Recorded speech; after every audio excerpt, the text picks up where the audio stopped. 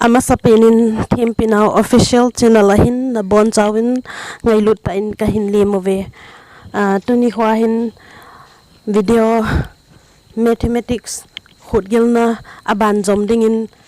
ka chi in try bol khom diu chile multiplication and division of algebra hong hintin hichu thanom ta ahlung chana ina vet pe dewin ka hin temovin chuban le bana jong na support naw ka ngai cha jinge ti chu nei na help pe dewin ka hin temovin he ka ke pe to hin ban nei cha in video chana vetaute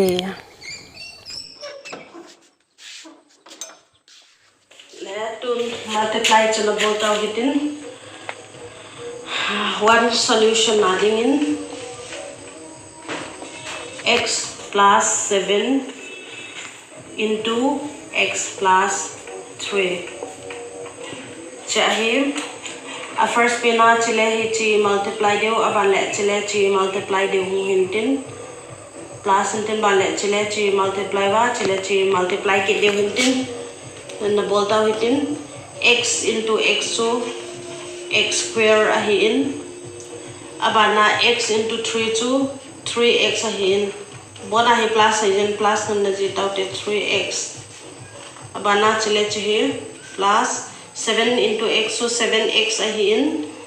abana 7 into 3 to 7 3 are 21 chihin chahin tam like tam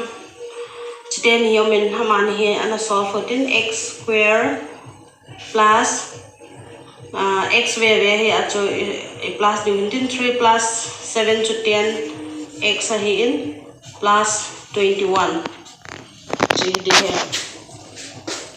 ihe de khachu algebra plus le multiply ahin like term so here add aki bol thain chahi 3x le 7x plus aki bol thain 10x moving ahin la terms ki banglo 3xy le 7x chiten hi unlike terms hi ta in amani plus ki bol hai pun hi che answer hi jing ta in multiply hitting le wang hi chile hi chi hi multiply ki bol hai in 3xy to 7x multiply ki bol hai in ipiti bol di hum dile 7 3 are 21 x ni hin x square multiply hitting le a power ho hi plus ki bolding x plus x so x square hin y khat to amin ji aman 3xy into 7x so 3xy into 7x so 21x square y 3 7 are 21 x into x x square y 21x square y hai plus le ji plus ahin hichi multiply ahin multiply le plus ki hi dan tri ga se he to question number 1 solve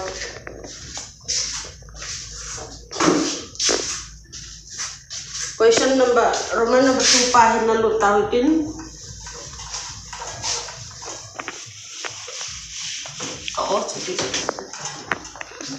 roman number 2 adding in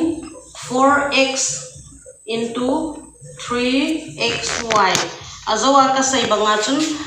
unlike terms ajong hi multiply ki bol thei he 4 3 are 12 ahi in x into x so x square y ichi amani hi a product hi hola le answer chu chi hi jinge chu multiply hi chan chun nga ta hitin tun divide ana chi ki taute question number 2 divide na lut tawite chiwa chiten equation kapiten hi aki hi na hi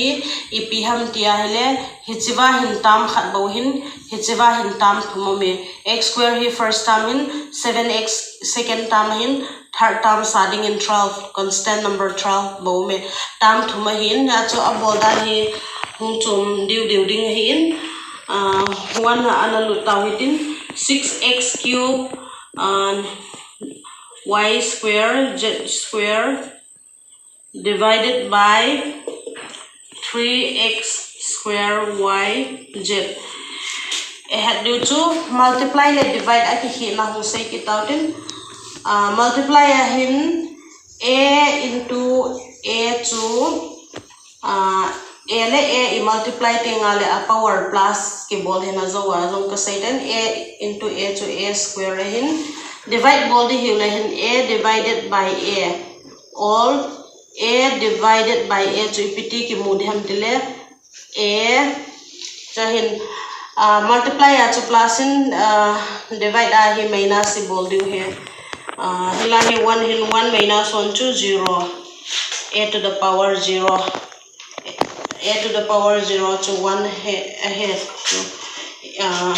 in a uv 1 in a uv a divided by a to 1 ki muding tin here or a same here to cut vale 1 ome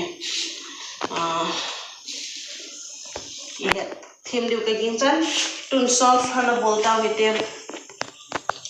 chahin say bangmen chi tam khat a hi ji chun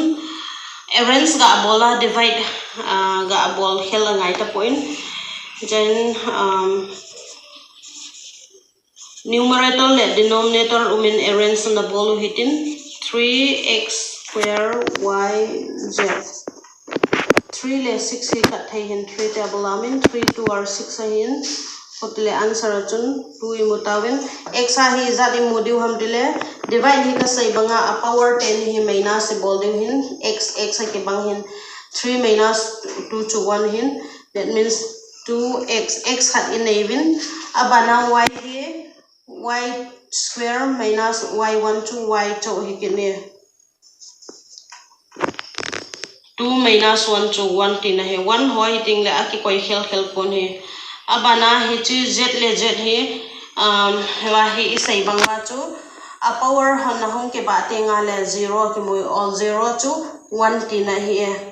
all he belam pelin z le z chu ke bang ikat wale hotele he chwa imu chu 6x cube y square z by 3x square y z achun 2xy imu ve chu first answer divide la hu hintin tun second answer solve na bolta hitin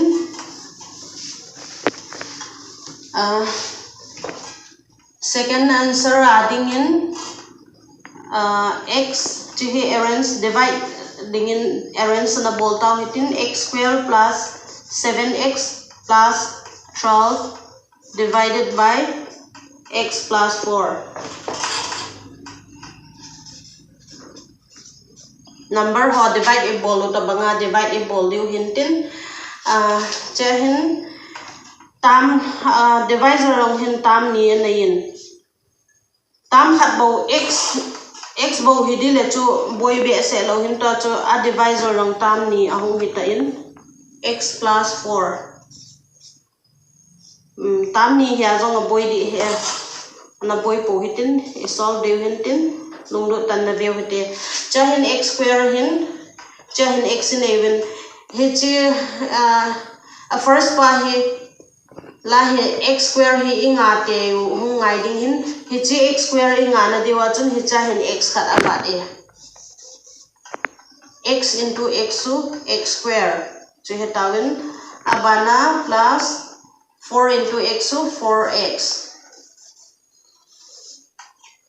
x into x so x square abana tam ni ya chu chai bol ma sawen abana chai bol ki until 4 into x so x 4 into x so 4x so first time ke chai time divide hitting la minus si bol jiu hin 7 minus 4 to 3x hin abana 12 hin la thaute ho hin chiwa hin 3x ngana diwa x so angai beta point 3 ila abeole hong hiding hitai 3 ka beta le x into 3 chu chihi azowa is solve hoitan chilang pa hena vet data to number to potin to hi chitem ni to hin he chapa bo hi bol di hitan tin x into 3 chu 3x hi in plus 4 into 3 12 all 3 are 12 Kutile remainder onlo remainder 0 tin hai question achun q achun x plus 3 imove in r a 0 imove ino gong checking i bol thei a hin chiten hi multiply i bol ba le chi hi i mo diu tin hei checking bol na space ong hin checking na bol da tau tin hi chan chui tan tin